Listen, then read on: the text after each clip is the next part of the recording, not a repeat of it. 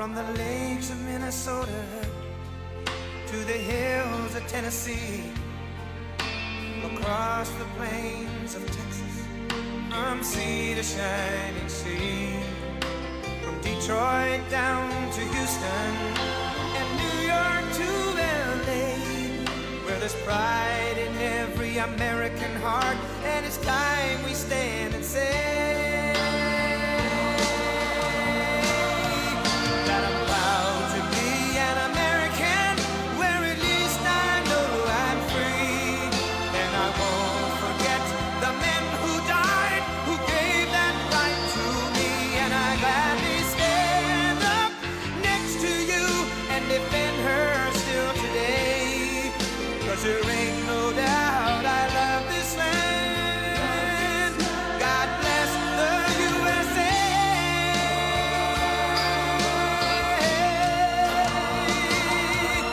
And I'm proud to be an American, where at least I know I'm free, and I won't forget the men who died, who gave that right to me, and I gladly stand up next to you and defend her still today, 'cause there ain't no doubt I love this land.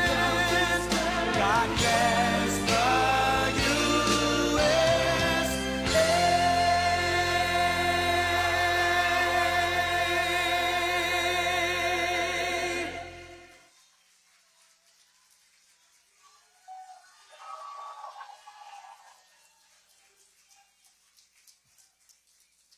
Ladies and gentlemen, please find your seats. Dr. Miriam Adelson.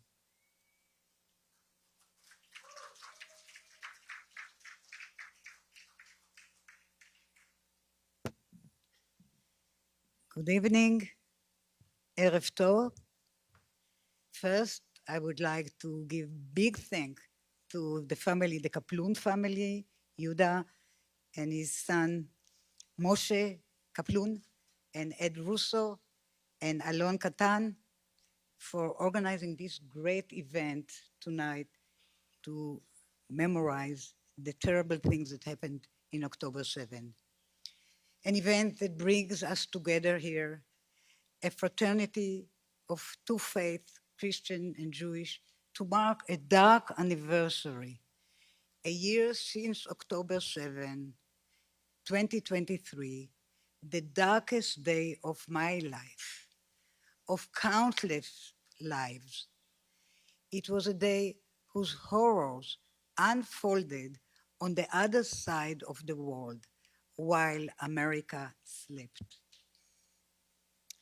But a year on, after Israel's war with Hamas in Gaza has become a regional struggle against the genocidal and fanatical Islamic Republic of Iran, we are all wide awake to its impact on the entire world. And the world is looking again for US leadership. Many of you will know Admiral Daniel Hagari, Chief IDF spokesman. He has appeared on TV regularly to brief the Israelis and the American about what's going in Israel of this terrible and existential war. He said something remarkable the other day on TV, that he is stuck in October 7, 2023. That the hundreds of sunrises and sunsets he has seen since all felt like they were part of the same horrible, unending day. I understand that we are still learning new details about how 1,200 of our brothers and sisters were kidnapped and tortured and butchered by Hamas and by supposedly innocent Palestinian civilians that you see in the pictures invaded also Israel, though they were not part of their army, and raped and killed Israeli. So these are the innocent people. But despite the profound pain, the heartbreak, the worry for the 101 blameless children, women, and men still held hostage in Gaza, I am not stuck in this day. I am focused on what October 7 means for Jewish history and the Jewish future, and the lessons are grim. I am a Tzabarit, a native-born Israeli. I was raised to believe that the rebirth of this Jewish state marked the beginning of the end of the global anti-Semitism that had robbed my parents of their families back in Poland during the World War II. As a child, I felt that something bad had happened in Europe, rumors, gossiping, but I first learned the facts of the Holocaust when I was just 16. And Israel put the Nazi war criminal Adolf Eichmann on trial because before that, our parents wouldn't talk. They didn't want to hurt us, they couldn't talk. Still, the survivors who testified during Eichmann trial sounded like they had come from an entirely alien reality. One of them even referred to the concentration camp, Planet Auschwitz, like he was in another planet. With my late husband, Sheldon, Zichrono Livracha, I was proud to sit on the board of the United States Holocaust Memorial Museum and to sponsor Yad Vashem in Jerusalem. We did so mainly in commemoration of our 6 million martyrs because we believed in the motto, never again. But I lost that belief a year ago. Gone forever, because what was never meant to happen again happened again. Jews suffered a pogrom. They were helpless and defenseless. They lost their lives and their liberty and their dignity to the bloodthirsty mob whose yells were in Arabic rather than Russian or Polish or Ukrainian or German.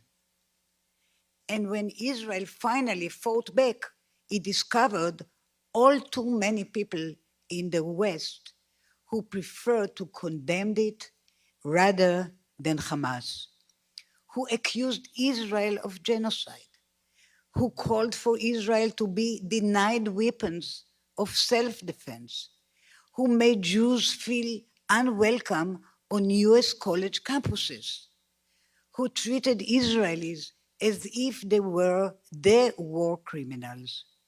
These are the kind of people who allowed the Holocaust to happen. And they are the kind of people who would allow another October 7 to happen, God forbid. If there is another October 7, it will come with a mushroom cloud.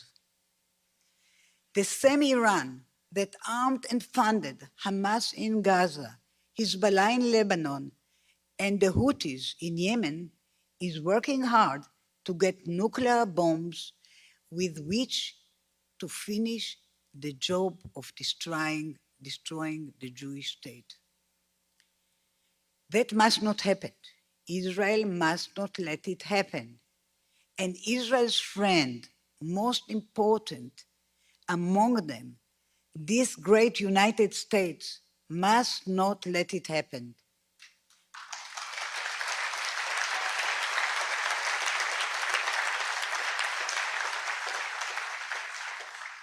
I always like to quote a sentence from the Bible.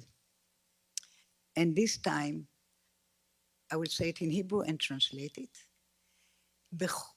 בכל עת אוהב הרע, ואח לצרה ייוולד. A friend loves at all times, and a brother is born for adversity. Which brings me to our keynote speaker. Had he been in the White House a year ago, I'm totally convinced that October 7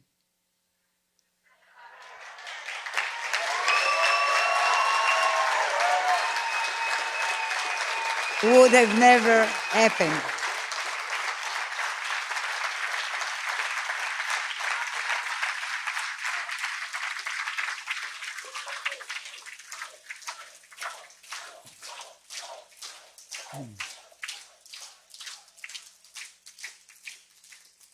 Okay.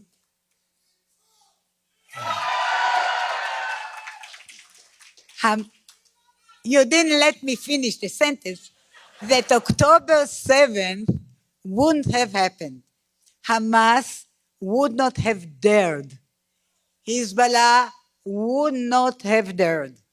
The Houthis would not have dared.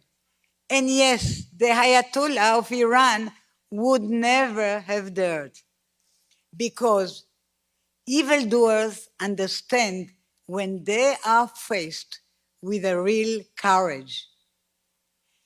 They can spot a strong leader who will make their lives hell if they get out of line.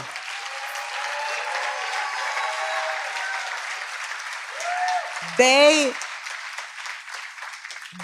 laughed at UN resolution and at statement condemning both sides of the conflict. As long as they are not called out for what they are, evil, they know they will never suffer consequences. And this man has no problem with calling them out. He knows that the enemies of Israel are the enemies of the United States and the free world, because they are the enemies of civilization. He knows how to talk tough, but more importantly, he knows when the time for talk is over and it is time to fight for what is right. He is, I'm finishing. He is Donald J. Trump, the best president America ever had.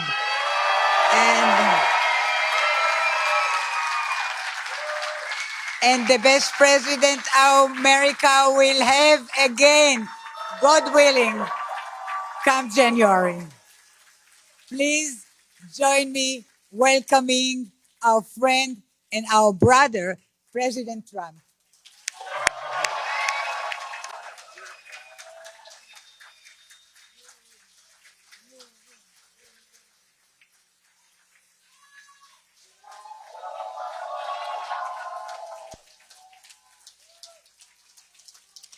Wow, that was something, huh? Thank you very much, Miriam. Thank you.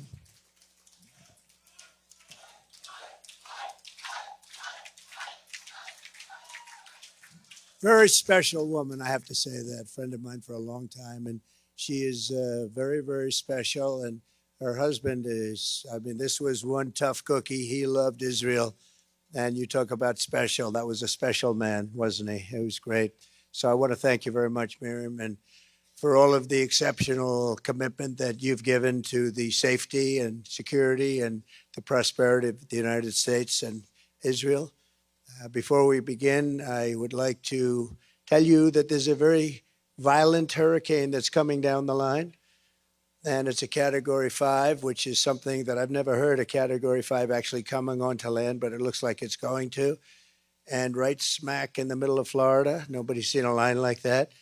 And it's heading there quickly. I have to tell you that I called Miriam. I said, I was in New York, and I said, Miriam, maybe I shouldn't be flying. I think I'm the only person that flew down to Florida tonight because I didn't have a chance with her. So, I said, Miriam, maybe I should stay back and, heading into a hurricane, Miriam. It made no difference. No, you have to be here. Our friends are there. And I said, okay, when you say that, I'm going to be there 100%. I'm going to be there. I was watching the airplane highways, and they were all heading this way as I was going that way. They said, what's he doing? But I wouldn't have missed this regardless. I wouldn't have missed this for anything. This is a very special time, and it's a very special day. This is the day we have to do it. This was the day we had to do it. We don't have to postpone it for a week. This is the day, because I'm looking forward to coming back and maybe seeing all of these seats filled up the next time. That's what I want. Right? That's what we want. So we're praying for Florida, and we hope everyone is safe, and we're praying for North Carolina and all of the different places. You look at Georgia and Alabama and Tennessee and South Carolina and Florida. It's amazing. This has been an amazing period of time, but the response has been very weak, unbelievably weak. Nobody's ever seen such a weak response, so we have to get a strong response. And now we have another one coming, and it looks like it's going to be a whopper. I also want to thank Rabbi Kaplan for doing such a great job. I appreciate it. Your son, I appreciate that. And we have a lot of very, very powerful people here tonight, great people. Senator Rick Scott, a big fan of Miriam and a big fan of Israel. Members of Congress, Carlos Jimenez, Mario Diaz-Balart, thank you. Maria Salazar, Guy Reschenthaler, David Kutzoff, Congressman Lee Zeldin. He's helping us win New York. We got to win New York. We're going to see if we can do it, right, Lee? We're going to see if we can do it. Ambassador David Friedman, what a job he did. Everybody loved him. Robin Bernstein, where's Robin? Robin, hi, Robin, how are you? Good job you did as the ambassador. And Duke Buchan, thank you very much. You raised a lot of money for our campaign. We appreciate it. The Council General, and I think you all know, Mara, where are you? Where is he? Where is he? What a good job you've done. Where are you? Thank you very much. What a beautiful job. Thank you very much. Thank you. And Florida House members, Danny Perez and Randy Fine. Randy Fine. Where is Randy Fine? Randy Fine's been out there. Thank you, Randy. Great job. State Senator Ileana Garcia, Keith Raboy, thank you. Ed Russo, Ed Russo, environmental specialist. Whenever I have a problem, I call Ed Russo, and he solves the environmental problem for me. We appreciate it. And somebody who's been a great defender of ours on television, on Fox and elsewhere, but particularly on Fox, Elizabeth Pipko. Where's Elizabeth? She has been so great. Thank you, Elizabeth. And a person, one of the greatest business people in the country, in the United States, and I think actually beyond. And she's been a fan, and I've been a fan of hers, but she's been a friend of mine for a long time, Safra Katz. Thank you very much. Thank you, Safra. Haven't seen you. You look well. So we're here this evening in solemn remembrance of one of the darkest hours in all of human history. 1 year ago today, every civilized person was filled with shock and horror and grief at the news of an evil and so absolute that, and nobody's seen anything like it. Nobody's seen anything that it really can barely be described. You can't describe it. October 7th was not just the deadliest day for the Jewish people since the Holocaust. It was not just the worst terror attack since 9/11. It was an attack on humanity itself. It was a hideous, incredible cruelty. It was chilling savagery. It was demonic delight and the destruction of innocent life. On October 7th, it seemed as if the gates of hell had sprung open and unleashed their horrors onto the world, and that's exactly what happened. What a moment in time, what a moment in horrible history, horrible history. Today we mourn more than 1,200 innocent victims of the October 7th attacks, whose memory we honor with 1,200 beautiful individual candles, and we honor them with grace and with gratitude for their lives and for their families, what their families have gone through. And maybe we'll have a moment of silence, please.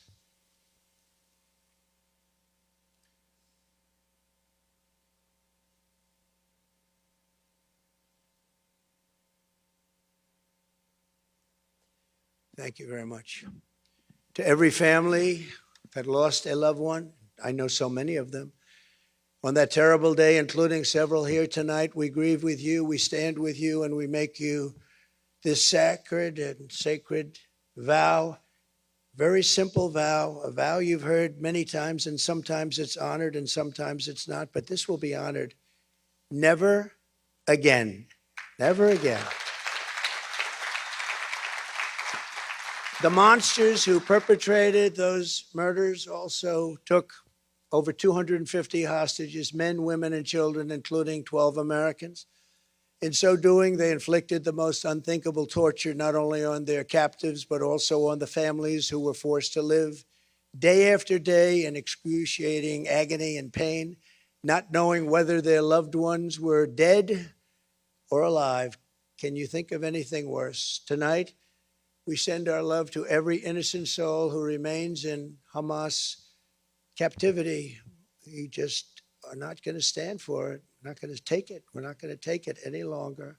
We pray that through the darkness they know that we have not forgotten them, that we have not forsaken them. We will never forsake them, and we will never abandon them. And with God's help, they will come safely home, and it will be soon. We hope it will be very soon. Very, very soon. And we hope they're safe. Nobody knows. I was talking to somebody today, and the family has no idea. They think their boy is safe. Beautiful boy, beautiful young guy, American. He went over there to enjoy and to pray, and they've never seen him again, but they think he's alive. And can you imagine that? Can you even imagine? Let me also say to all of the people of Israel who have endured a long year search of anger and slander and war, our hearts are united with yours. We are very united with yours. The bond between the United States and Israel is strong and enduring. And if and when they say, when I'm president, I don't say that. I never say that. If and when I'm president of the United States, it will once again be stronger and closer than it ever was before. We have to win this election. If we don't win this election, there's tremendous consequence for everything. You know, I say that November 5th will be the most important day in the history of our country. I think it will also be the most important day in the history of Israel, if you want to know the truth. I believe that. I think you believe that too. Thank you. Over the past year, there has been an effort by some to deny the horrors of October 7th, just as some unbelievably deny the Holocaust itself. And you have that, and you have people that actually say, oh, October 7th, it never happened. Where do these people come from? Where do they come from? And they don't believe it. They don't believe it. They want others to believe it. They don't believe it. That's why it's so important to remember and to state clearly for history what happened on that terrible day. The only way we can keep our vow is never again, and it really is to also say never, ever forget. We can never forget. The nightmare of that day still hangs. The horrible legacy of what's taken place, the survivors, the families of the dead, and Jews all over the world. Hamas raped, tortured, maimed, and murdered innocent civilians in the most barbaric ways imaginable. Nobody can believe what they saw, and it's there for those to see if you want to see it. It's a terrible thing. I've seen it. They paraglided into a music festival full of life and beauty. From the skies they came and massacred young people who came for joy and happiness and peace. They were loving young people, wonderful young people, beautiful people. One young woman whose friend had been killed was seen begging on her knees for her life. She was begging, please, please. Her last words were, don't kill me, please don't kill me, before the terrorists shot her dead in the face. Elsewhere, a child and an adult were bound together with metal wire. They were burned alive. A baby was shot through the heart while still in the mother's womb, ready to be born, and shot. Today, we reaffirm the entire world to hear there can be no acceptance, no excuse, and no understanding of this kind of evil. It's the evil like nobody has ever seen before. Nothing can justify it. Nothing can rationalize it. And any person who sympathizes with it, with these terrible atrocities, as a sickness in their soul and a darkness in their heart. And these are people that can never be our allies or our friends. Almost as shocking as October 7th itself is the outbreak of anti-Semitism that we have all seen in its wake. I never thought I was going to see this. Never, ever. This is so incredible to be witnessing. Whoever thought? We thought this was very, very rarefied, putrid air. We never thought we'd see it, and we certainly never thought we'd see it in this country. And a lot of that has to do with the leadership of this country. This attack, yeah, well, that's true. We need leadership. Thank you. Thank you. Thank you. It's very sad to see. I never thought I'd see it. This attack should have rallied the entire world in support of the Jewish people and the Jewish homeland.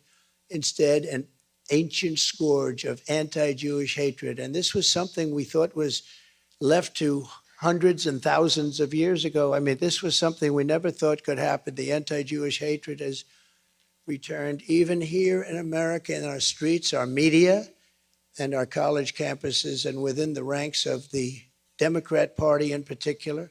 Not in the Republican Party, I will tell you that. It's not in the Republican Party.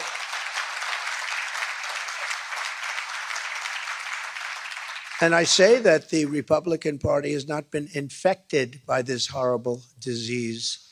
And hopefully it won't be. It won't be as long as I'm in charge, I can tell you that. These endless candles, photos, and empty chairs remind us why it's so important that the toxic poison of anti-Semitism be condemned, confronted, and stopped. Anti-Semitic bigotry has no place in a civilized society. It has no place in our universities, and it has no place in the United States of America. No place.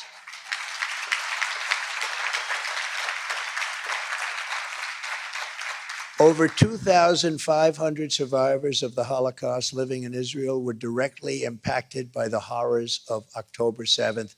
Many were forced to flee their homes. They cannot believe it happened. Some even lost their lives. Actually, many lost their lives. One of them was Moshe Ridler.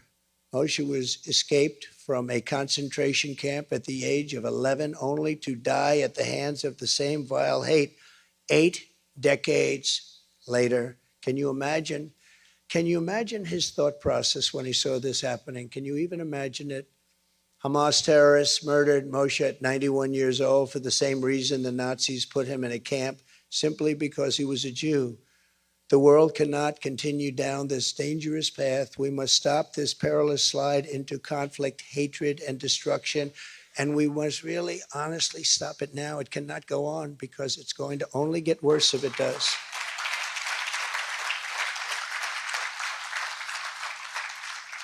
The October 7th attack would never have happened if I was president, I can tell you.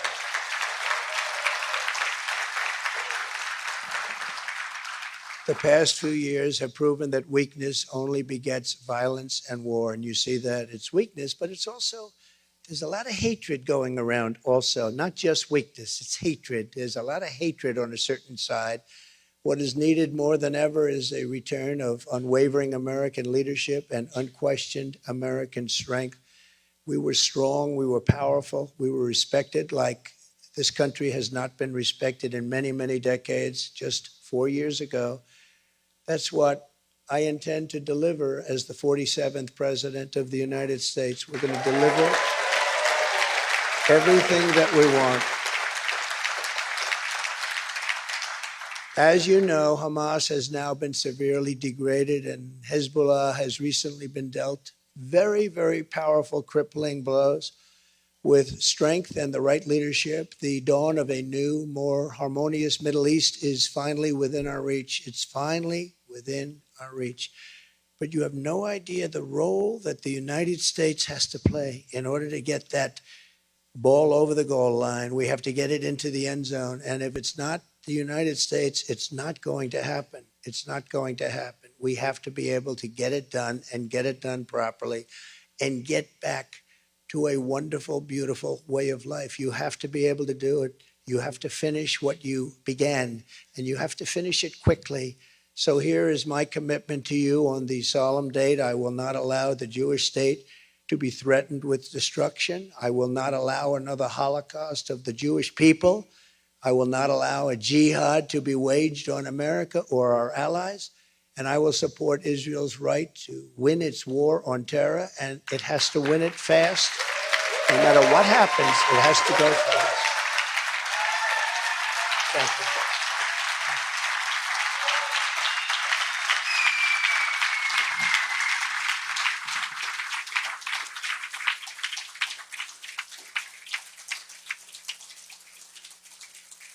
And I want to, while we're at this point, I want to thank Mr.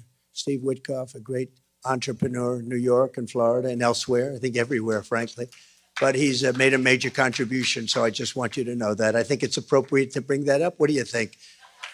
And Steve is the only one that doesn't really care if I do, but he's been very generous. Thank you very much, Steve. I appreciate it. With his wonderful, beautiful boy. Here at home, I will defend our American Jewish population. I will protect your communities, your schools, your places of worship, and your values. We will remove the jihadist sympathizers and Jew haters. We're going to remove the Jew haters who do nothing to help our country. They only want to destroy our country. And we will never let the horrors of October 7th be repeated here on American soil. We will not let that happen, and we will solve the problem that we have. If you look at what happened just 2 days ago in New York City, I couldn't believe it. I said, it's starting all over again. The level of violence was as bad as it was last summer.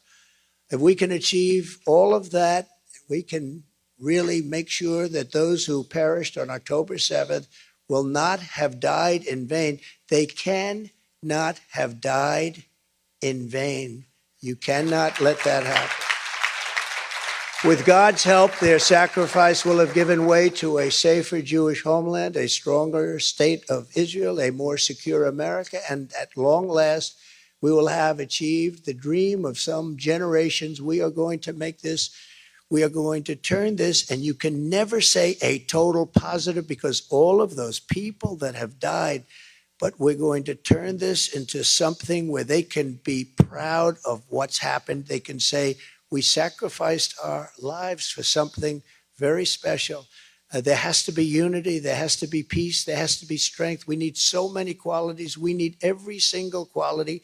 We're going to bring it all together, and we will have peace in the Middle East. We will have strength and resilience, and we will have a very powerful and strong Israel, and I will be with you all the way. Thank you very much. God bless you, and God bless the people of Israel. God bless America. Thank you very much.